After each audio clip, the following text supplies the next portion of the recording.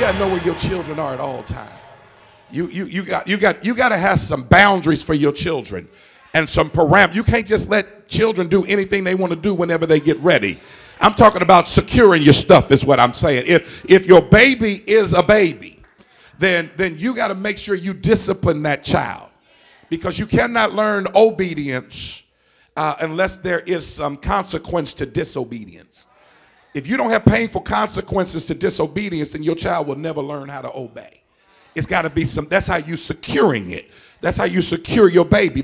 You got to know every password to every tablet and every phone and every computer and every laptop. There should not be anything your child has in their hand and you don't know the password. Y'all ain't getting none of this stuff today. I'm talking about securing your blessing and securing your baby, because there are some that don't want you to have what God is seeking to give you. But I can testify to this, that God can prepare a table before you in the presence of folk that don't want you to have nothing.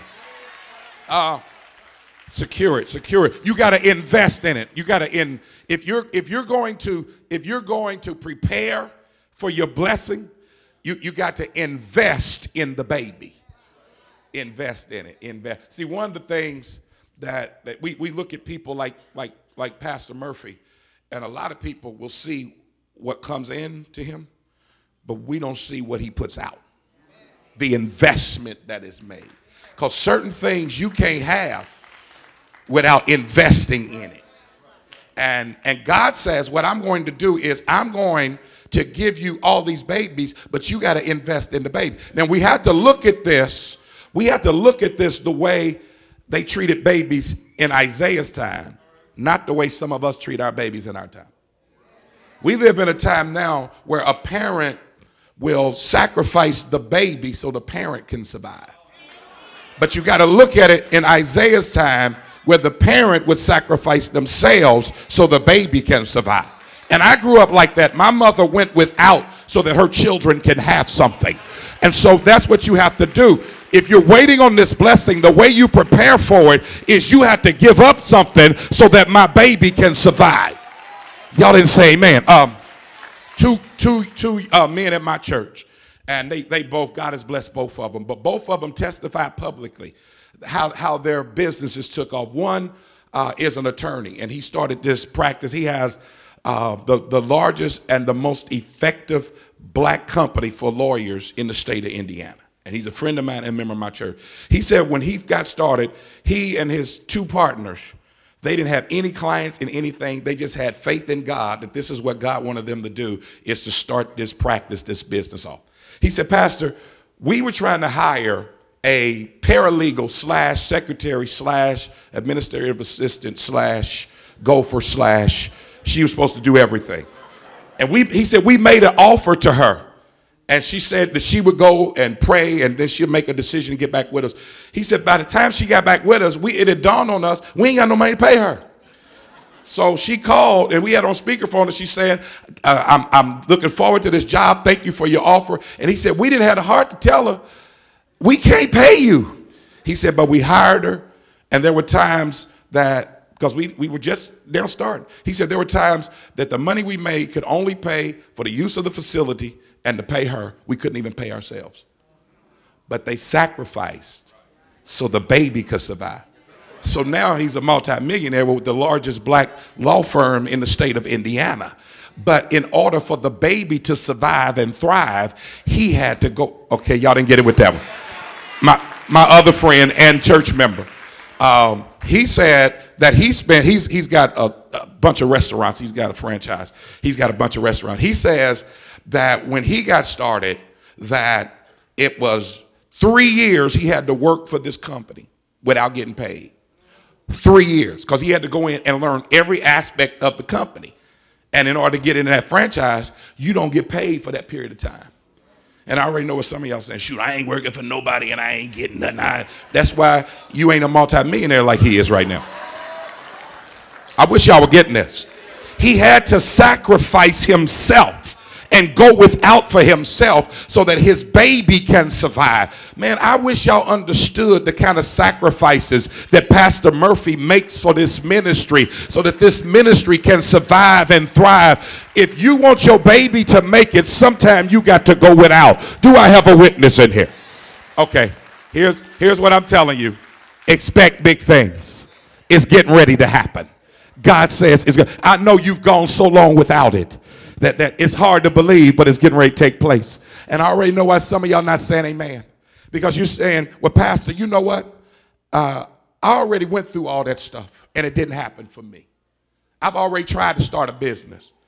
I've already tried to have healthy relationships. I tried to do my thing out there, and it didn't take place. Now, here you come.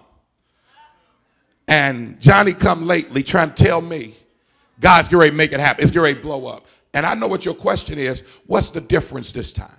Because it's the fourth time, Pastor, I tried to start a business. And the other three failed, and this one ain't making it. And I've tried this before, and I tried to sacrifice, and I tried to hear God's voice and all of that, but it didn't work. And now you telling me it's getting ready to take off. What's the difference this time?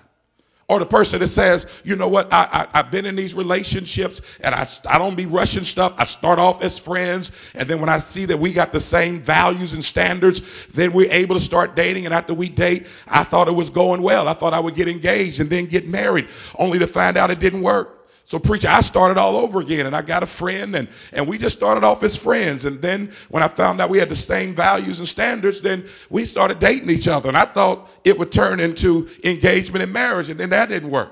So I tried it again, and I started off as a friend, and we had the same morals and values and standards, and we started dating, and everything was going well, but it never turned into an engagement or marriage. And now here you come. This ain't my first time with this. I'm not just starting off. I hear what you're saying, but I don't know what the difference is this time. Here's the difference in verse 5, and I didn't get a chance to read it to you. But in verse 5, God says, I will be your husband. I'm trying to show you something. In the previous times, you were doing it, but the difference this time, God says, I'm going to be your husband. Yo, it is about connection. The reason why you had non-production is because you had bad connections. But God says this time the connection is getting ready to change. I'm going to be your husband. And when you got a good connection with God, production is going to take place. Oh, okay. All right, y'all know. Israel, God says he's married to Israel, that God and Israel. New Testament, Christ is the bridegroom. The church is the bride. It's a marital relationship. It is the right connection that he's talking about. And in this connection, y'all, it is about intimacy. God says, I'm going to be your husband. It's about intimacy. God says the difference this time when you do it is that you and I are going to be intimate. And it is impossible to be intimate with God and not produce. It's impossible to be intimate with God and not produce. Abraham got intimate with God and produced a son and a lineage to which all the nations of the world would be blessed. Noah got intimate with God and produced an ark that would save the world and restore the world. David got intimate with God, and he produced a throne that would last forever and half of the book of Psalms. Samson got intimate with God and produced more victories at the end of his life than he had all his life put together, because it is impossible to be intimate with God and not produce. Peter got intimate with God and produced one sermon and 3,000 folk got saved. Paul got intimate with God and produced half the New Testament. Lewis Murphy got intimate with God and produced one of the greatest ministries in our country. Why? Because it's impossible to be. Is there anybody that got intimate with God and God began to produce through you?